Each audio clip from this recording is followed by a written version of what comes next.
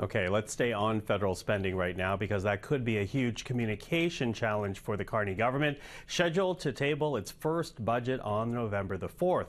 With more, let's bring in our party strategist, Marcy Serks, former Liberal Executive Director of Policy and Cabinet Affairs in the PMO and current Chief Strategy Officer and Managing Director at Compass Rose, Cole Hogan, Conservative Strategist, and in Peterborough right now, George Sewell, former NDP Director of Communications, current Principal at On Step Strategies. Hello to the three of you. Hello. Hello, Michael. So listen, I want to talk a bit more about spending because there has been a lot of talk this week about the upcoming budget. On the one hand, Mark Carney's government investing in these national projects. On the other, we're hearing from people like the Parliamentary Budget Officer expressing concern that they don't really know whether or not this government is staying with its fiscal anchors. So I'm wondering, and Marcy, I'll get you to start us off here, how much of a challenge and will Canadians punish Mark Carney's government if he does not prove that he's a better fiscal manager than Justin Trudeau? I don't think Canadians are going to punish Mark Carney anytime soon. While I think the honeymoon is over, so to speak, and that we're past that electoral bliss period, he continues to enjoy strong support across all of the public opinion research. And the reality is that Canadians are not set to go back to the polls anytime soon. So I do think Mr. Carney has some runway. He has presented himself as a strong economic steward, fiscal manager. It's true that this budget is going to be spendy. What I mean by that is clearly the investments that have already been outlined are massive, whether we're talking about the commitments to NATO defense spending, whether we're talking about major infrastructure projects or the domestic housing supply. Those are big ticket items for sure.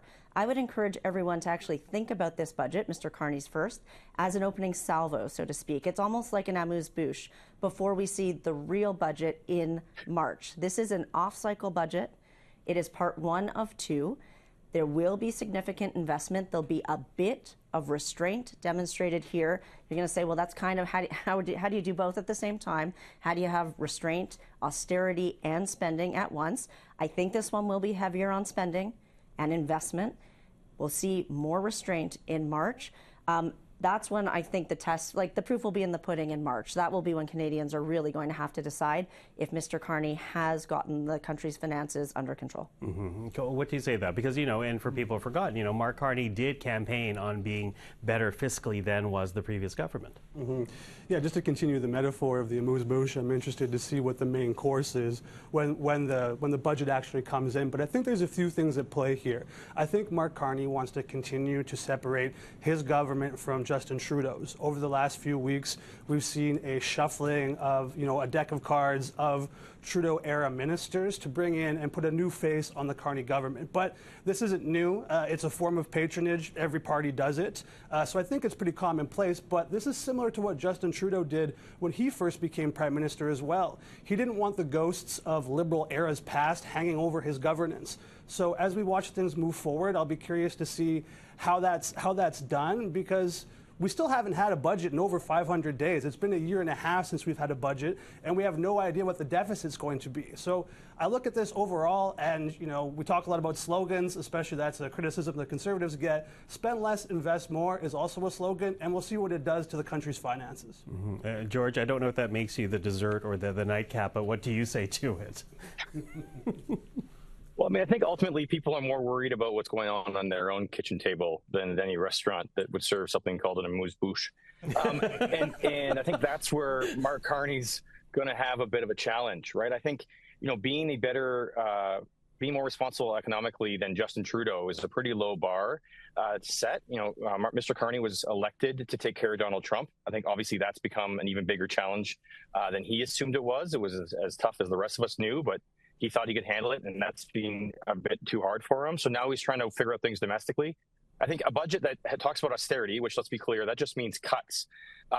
Those cuts, and he told us before the election, are going to come at services that people need. So I think, the honeymoon is still going. I think Marcy's cutting that a little short. I think it's still going on. But when those cuts hit people, I think that's when the real response and the real reaction to this prime ministership is going to come out, and then we'll see how people feel about that. Well, you mentioned cuts, George, and I have to say, you look at the polling, and we were seeing this in the last few weeks, where the concerns, and this is not new to any of us around the table, but the concerns have shifted. They've shifted from Donald Trump back to affordability. Not that Donald Trump has gone away, but affordability is now once again on top. And if there is some demonstration of cuts, how hard is it going to be for this government to address affordability while at the same time retooling the economy and at the same time trying to deal with this first budget, Marcy? Yeah, I mean, this government is trying to walk and chew gum at the same time. There's no question that there are multiple competing priorities, and sure, affordability never really went away. It was part of the second part of that conversation during the election around what Donald Trump meant for Canada, the impact on Canadian industry and the correlating effect on our kitchen tables and how each of us are feeling. So affordability is more pronounced now. That is in part because although the conversation has cooled with Donald Trump, the renegotiation of NAFTA, CUSMA, USMCA, whatever you want to call it, is just around the corner. And Canadians are going to start caring again quite a bit about what that conversation is with the U.S., even if it's not front of mind right now. Mr. Carney has to demonstrate that they get it on affordability. Mr. Poilievre has showed up. He is going to make sure that they don't forget what Canadians want to hear in terms of those affordability matters. But Mr. Carney, I think the toughest thing here is demonstrating their own restraint and spending and recognizing that you need the public service to deliver on all of these commitments. And so if we're talking program cuts and we are talking job cuts, the PBO was very clear. Attrition alone is not going to get to the numbers that the government needs to hit its own targets. That is going to mean job cuts in the public service.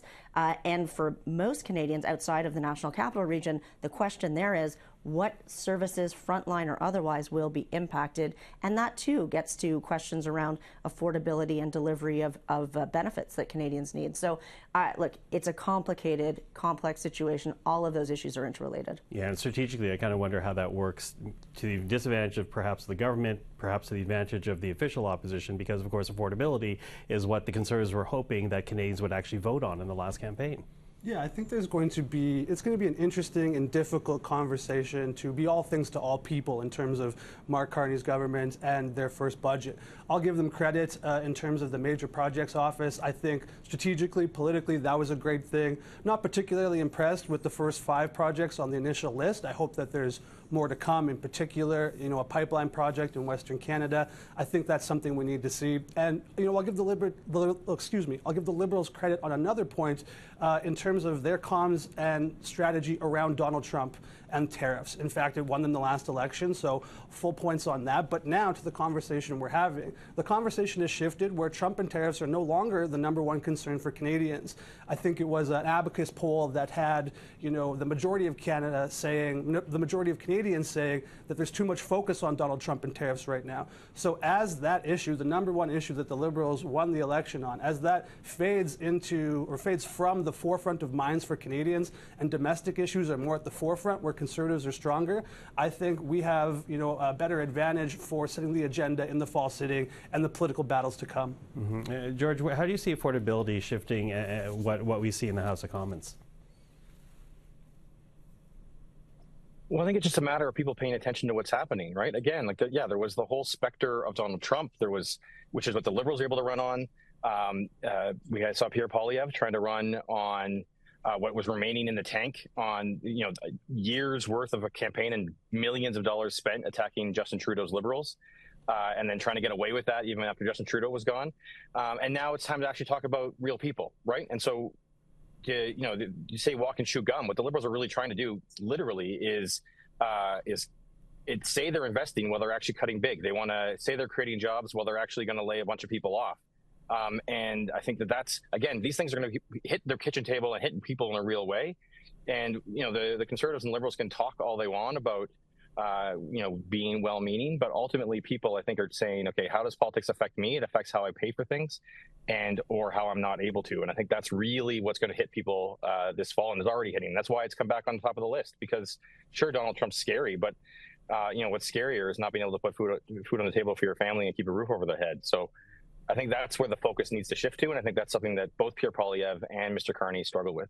Okay, listen, George, you mentioned Pierre Poilievre. I'm running out of time. I have about a minute with each of you on this last question, but I do want to talk about Pierre Poilievre. Back in the House of Commons, but still, his popularity is less than the popularity of his party. I think like it's basically 2-1. People prefer Carney over Poilievre as Prime Minister. I'll begin with you here, Cole. Sure. What does Poilievre have to do to change his unpopularity numbers? Well, I think there's a few things he can do. First and foremost, we've seen, a bit of the tone conversation is always first and foremost on this stuff, and I think we've seen some recent interviews from Pierre which have demonstrated that. But also on the CBC. Yes, that's right. Yeah, of all places. So in addition to that, it's been interesting because Pierre Poilievre and the Conservatives have said they're going to propose, not just oppose. I think that's a little bit different. The first day back in the House, Pierre Poilievre positioned a question in terms of in the spirit of nonpartisanship, and then questioning the Prime Minister from there. But over the last few years, Pierre Poilievre has defined the political policy issue matrix in Canada, and I think he'll continue to do that. And Mark Carney, in a lot of instances, has been following Poilievre's lead on policy. And right now, we see that Poilievre and the Conservatives are leading on all the domestic issues, immigration, crime, jobs, the economy. And as they continue to do that, that's something that Mark Carney and the Liberals will have to address and switch up their strategy for. Okay, Marcy? Yeah, I agree with Cole's assessment. I would say only this. I think Mr. Poilievre has begun to moderate his tone. He's clearly trying to appeal to a broader audience. He needs to do more of that. He is competing against a Prime Minister whose ace in the sleeve is his economic bona fides and his reputation in that space. We will see how he fares with Budget 1 and Budget 2. But assuming that Mr. Carney can maintain those economic credentials, Mr. Poilievre has to do whatever he can to shore it up, to show that he's got his own council of advisors, that he's got a path, that he can speak to both the macro and the microeconomic issues. He's good on the micro, we know that. He's got to be able to broaden it out to speak to a broader swath of Canadians. Okay, last minute to you here, George. Pierre Poilievre spent the last 10 years fine-tuning himself to be the ultimate Justin Trudeau fighter, and Justin Trudeau's gone. I think the Conservatives are going to have a leadership review coming up in a few months, and we'll talk, I'm sure, more about it between now and then. But I think Conservatives are looking around and saying, when you're a hammer, every problem's a nail. But now they need a screwdriver, and so that's just not a job that Pierre Poilievre can fill. So I think the Conservatives are going to be looking for an alternative soon. Okay, well, you obviously never tell me how to build IKEA furniture, but so Marcy, Cole, George, thank you for that. Appreciate the time. Thanks very much. Thank you all.